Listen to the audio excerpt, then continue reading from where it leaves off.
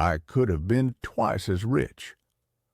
I know that sounds like a boast and a complaint at once, but it's a useful confession, not because I regret the money, but because the mistake that cost me that extra fortune taught the only lesson that matters for lasting wealth. The lesson is simple. Getting rich isn't about proving how smart you are. It's mostly about not being stupid, staying solvent, and letting time do its work. If you want the short version of this video, it's in the title, The Charlie Munger Method. Grow rich slowly and sustain wealth. That should be your operating principle, not flash, not cleverness, not speed. People love stories of brilliance and instant fortune. They tell themselves they have a secret edge, a system nobody else sees. Most of the time, the edge people imagine is simply permission to act on their impatience. The real edge, the one that keeps you in the game, is less glamorous. Patience, discipline, and temperament. Temperament is the underrated capital. You can learn valuation models or read financial statements till your eyes ache. But if you lose your head at the wrong moment, all that technique becomes trivia. If this message is hitting the right chord, stay with me. I want to walk you through patterns I've watched repeat across generations, a couple of personal errors I still remember with a wince, the operational rules you should live by, and a handful of practical habits you can put into practice next week to tilt your life toward durable wealth. If you like thinking long-term, consider subscribing. There's more where this came from. Human beings are predictably irrational in a few useful ways. Urgency, envy, and overconfidence are the recurring villains. Urgency makes people trade the future for immediate sensation. Envy makes them measure themselves against the neighbors. Overconfidence convinces them they can use leverage or timing to beat everyone else. These same forces showed up in the 1920s, then again in the 1990s, and they were painfully present in 2008. The shape is always the same. Excitement builds, people pile in, leverage multiplies losses, and when the tide goes out, the people without a life jacket drown first. The tides themselves are indifferent. It's human behavior that decides who swims and who sinks. Stupidity usually comes dressed as urgency. A hot tip, a sudden trend, the fear of missing out. These are the temptations that invite stupidity. Speculation disguised as investing is often the most expensive kind of ignorance because it feels proactive. Doing nothing or doing less is harder to stomach when everyone around you is cheering. But having the self-control to act boringly, save, wait, let good returns compound, turns out to be richer than being brilliant once and luckless ever after. Let me be candid about my own missteps. Mistakes are tuition, if you study them. Early in my career, I was seduced by what you might call cigar butt opportunities. The idea is crude but seductive. Buy something at a rock-bottom price, extract one last profitable drag, and move on. That approach worked to a point because bargains do exist. But the problem wasn't the bargain per se. It was clinging to bargains that were fundamentally bad businesses. A cigar butt company gives you a puff of value today but no capacity to generate returns tomorrow. Worse, you wasted time, attention, and capital on these scraps when a little patience could have led you to buy durable, well-run businesses that compound year after year. Time costs are real. The opportunities you pass on when you're busy with small marginal plays compound into lost wealth just as much as dividends compound into gained wealth. The lesson I learned was to prefer businesses that earn money while you sleep, not companies that merely trade on sentiment. That change in preference from scraping to owning quality is the pivot that allowed slow compounding to become powerful in my life. Berkshire Hathaway offers a useful story of transformation that underlines this point. What began as a failing textile company became something else entirely by degrees. The transition wasn't theatrical. There was no single brilliant epiphany that turned textiles into an investment vehicle. It was a series of decisions to redeploy capital into higher quality enterprises, to hold them for the long run, and to avoid forcing returns with leverage or frantic trading. The important takeaway is this: ownership, properly chosen, accumulates optionality over time. When you own a durable business with competent management and reinvested earnings, you aren't depending on a single lucky trade. You are depending on compounding, the slow and relentless arithmetic of patience. History is a very effective teacher if you listen. Think about the 1920s.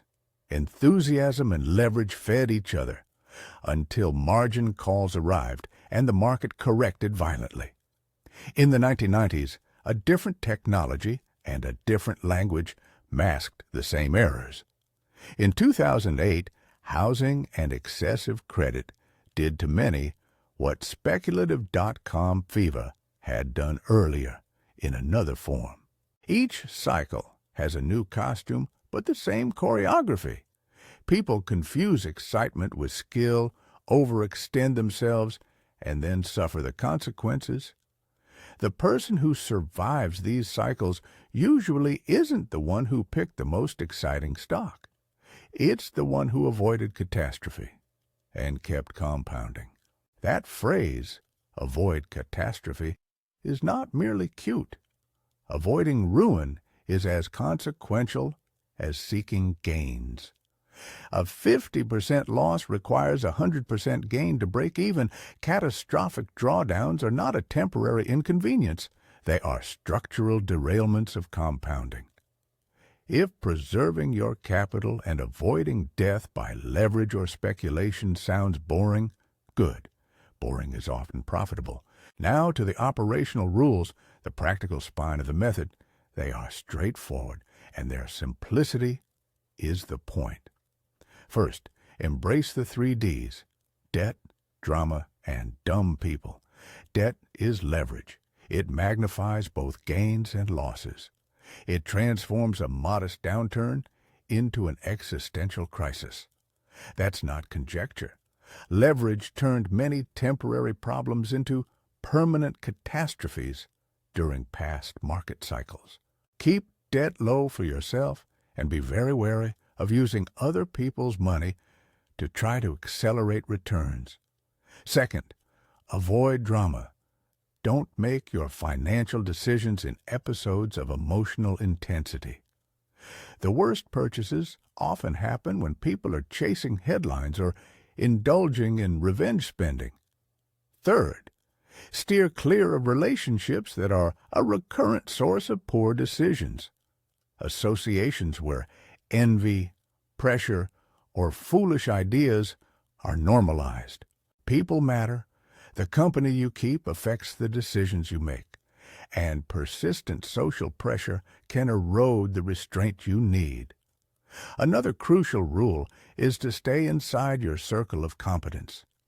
This phrase isn't an excuse to remain inert.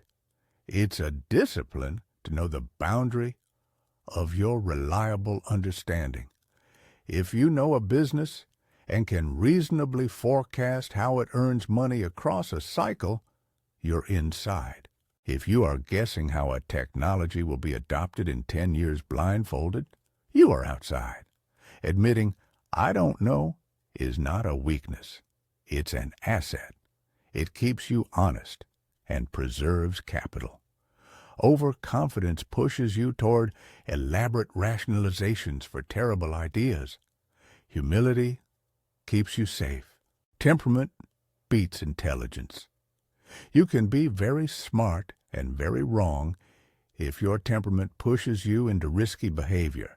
What temperament buys you is the ability to do nothing at the right moment and act decisively at the right moment. Temperament manifests as patience, as a willingness to wait for high-probability opportunities, and as the refusal to be dragged into market theater. Partnerships deserve special attention because they often decide whether a plan scales or founder. My partnership with Warren Buffett illustrates what complementary temperament and trust can achieve. We weren't identical. Our skills and preferences lined up in ways that made the whole greater than the sum of its parts. We agreed on a few core principles: avoid leverage, prefer long-term ownership, value temperament, and we trusted one another to execute without petty battles over credit. Partnerships that require daily micromanagement or constant ego battles will bleed value. Choose partners who share core approaches to risk and who will be steady when storms come. Character matters more than charisma in long-term relationships. Now let's translate these high-level principles into tactical, implementable habits. First, spend less than you earn.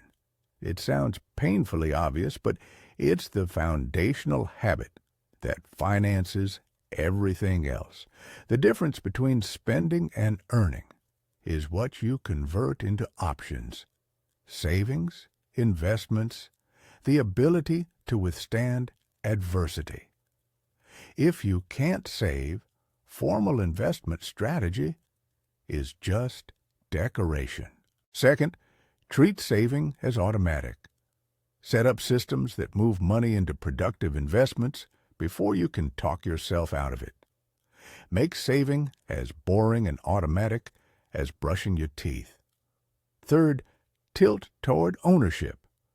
By this I mean ownership of productive assets, equity in businesses, ownership stakes that can generate returns over long periods.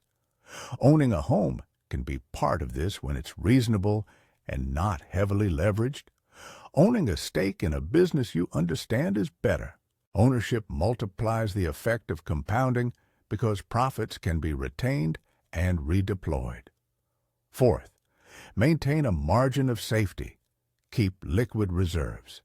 Cash is not glamorous, but it gives you optionality when others are forced to sell. Optionality is a one-sided bet. You can take advantage of opportunities without exposing yourself to ruin.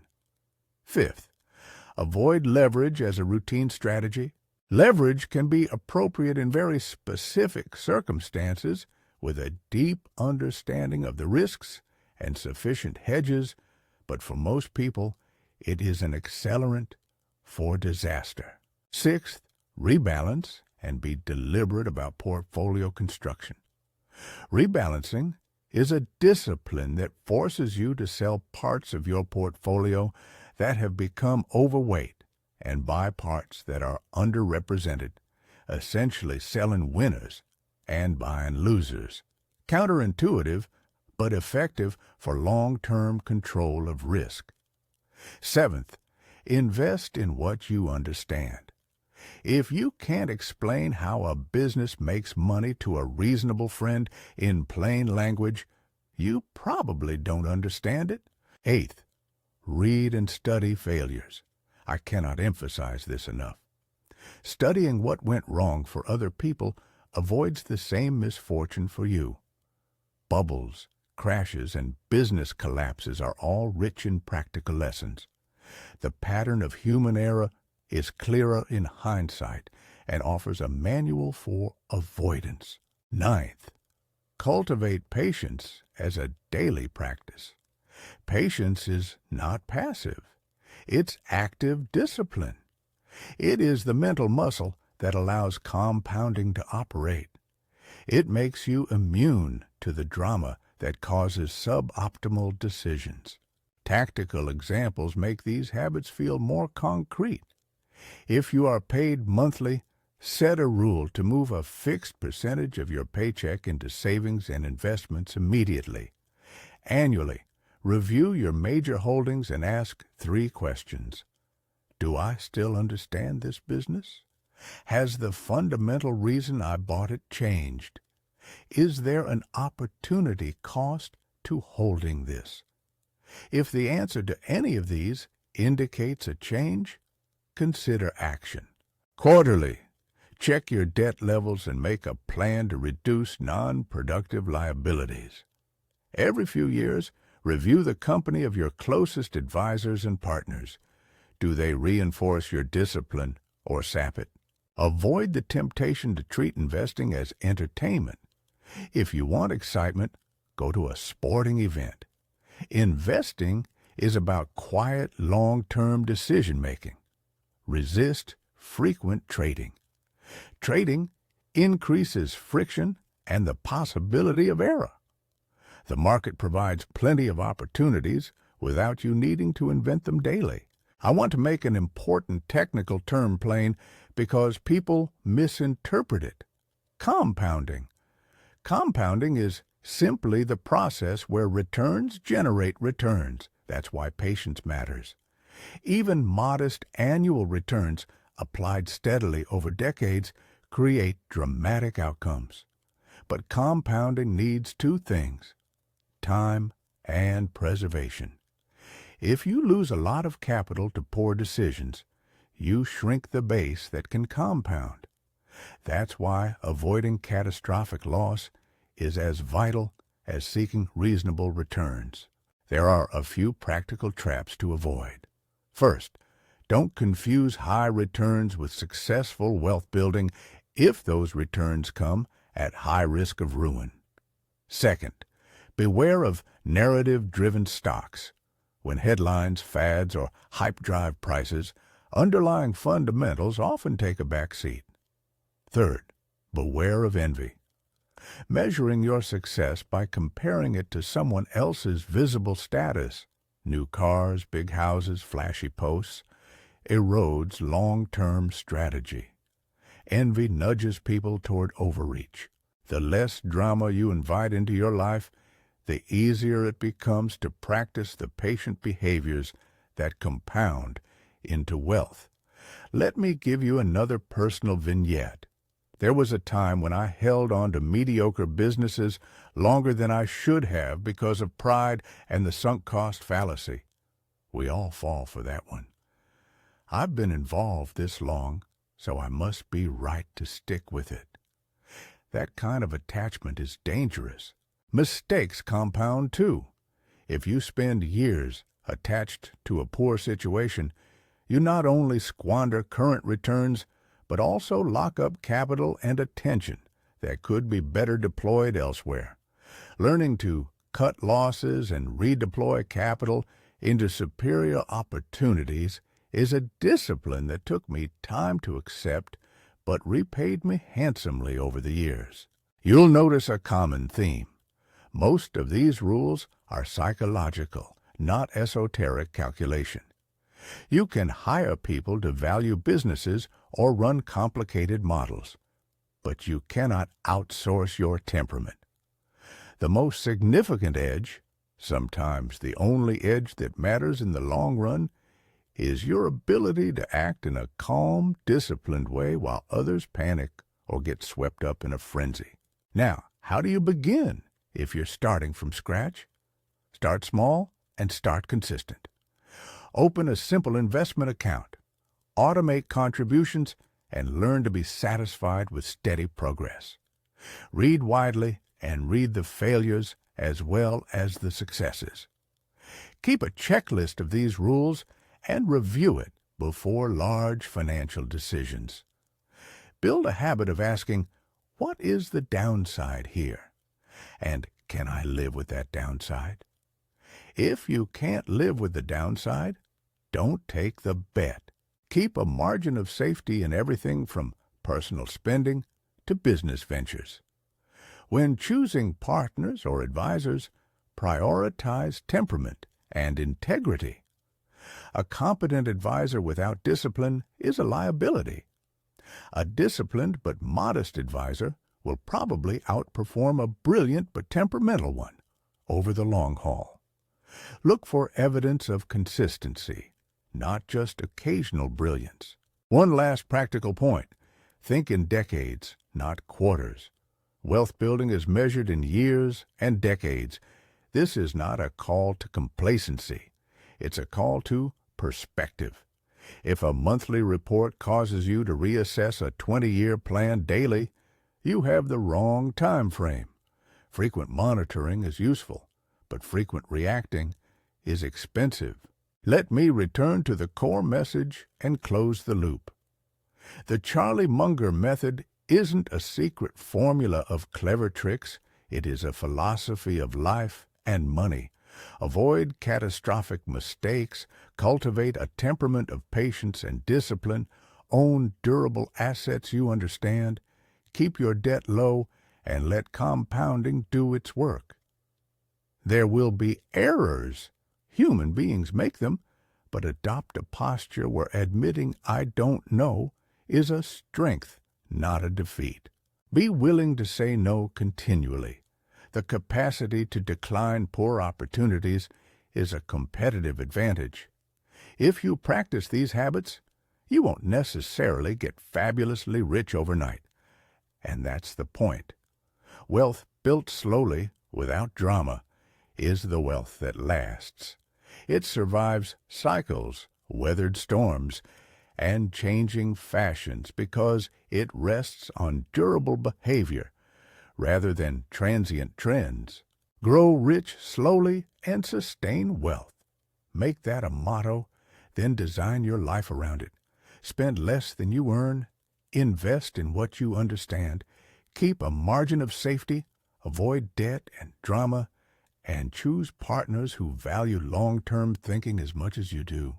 The world is noisy and full of tempting shortcuts. Your job is to be boring by choice and brilliant by restraint. If this approach resonates, there's more to unpack on tactics, specific rules for asset allocation, rebalancing schedules, and how to vet business quality. If you'd like more practical walkthroughs like that, subscribe, and you'll get a steady stream of ideas for long-term, temperament-driven investing. For now, take one modest action today. Pick one recurring financial habit to automate. Move a fixed portion of your income into investments and let patience do the rest. You don't need to outrun everyone. You only need to outlast the reckless. Grow rich slowly, protect against ruin, and give compounding the time it requires. That is the method.